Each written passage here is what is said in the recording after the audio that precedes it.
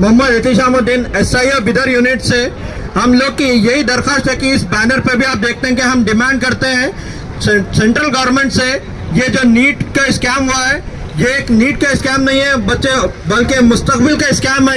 ये पूरे बच्चों का फ्यूचर का स्कैम है। This is not a NEET scam, it is a future scam of all the students.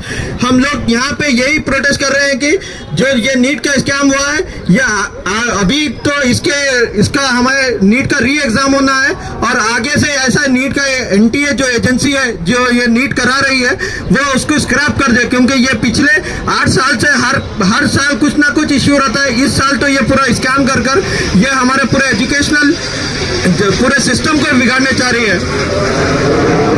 और हमारा अगर कोई देश को खराब करना है तो आपको सिर्फ उसका एजुकेशन सिस्टम खराब कर दो, पूरा देश बिगड़ जाएगा।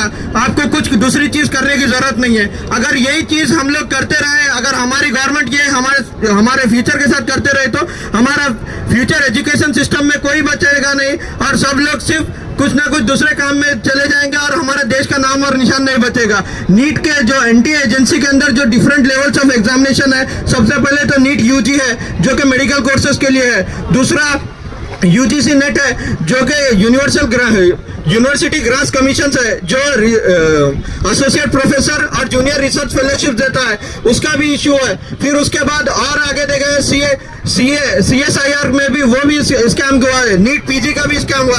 एक दिन पहले एग्जाम से एक दिन पहले पोस्टपोन कर रहे हैं। तो ये NTA एजेंसी जितना ये लास्ट ईयर में हमारे एजुकेशन मिनिस्टर धर्मेंद्र प्रधान के अंदर में ये जितना भी स्कैम हुआ है, हम लोग SIA की तरफ से all over India supreme court में भी अपील किया है और ये भी चाहते हैं कि हम लोग ये नीट का जितना भी स्कैम हुआ है इसको पहले तो बंद किया जाए और इसका री एग्जाम लिया जाए। जो 24 लाख स्टूडेंट्स यहाँ पे ऑल ओवर इंडिया में जो दिए हैं एग्जाम सिर्फ और सिर्फ 1,19,000 सीट्स के लिए, उसमें भी आप अगर ट्रांसपेरेंसी नहीं रखते तो फिर ये नीट एग्जाम आप नेशनल एजेंसी जो स्टेट को हटाकर सेंट्रलाइज सिस्टम करना चाह रहे हैं, ये पूरा गलत है। ये सिस्टम ही गलत है जिसकी वजह से हमारे स्टूडेंट्स का फ्यूचर चले जाता है। अगर सुप्रीम कोर्ट भी ये जस्टिस अगर हमारी डिले कर दी तो ये डिनाइड हो जाती है और हम लोग इस एजुकेशन जो भी हमारा ये सिस्टम है ये पूरा फेल हो जाता है।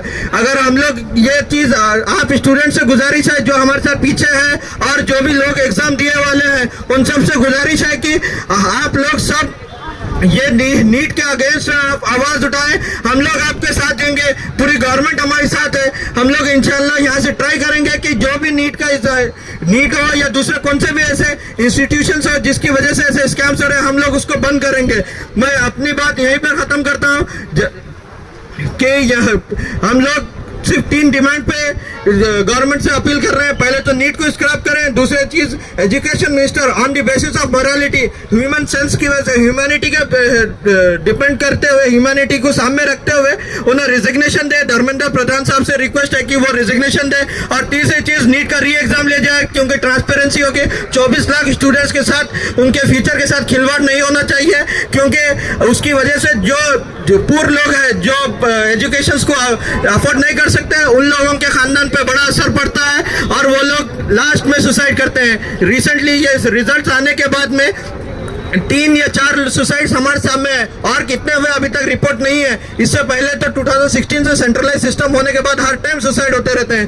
तो सुसाइड के खिलाफ आवाज उठाना है, हमारे एजुकेशन के सिस्टम के खिलाफ आवाज उठाना है। मैं इतना कहते हुए मैं अपनी बात खत्म करता हूँ।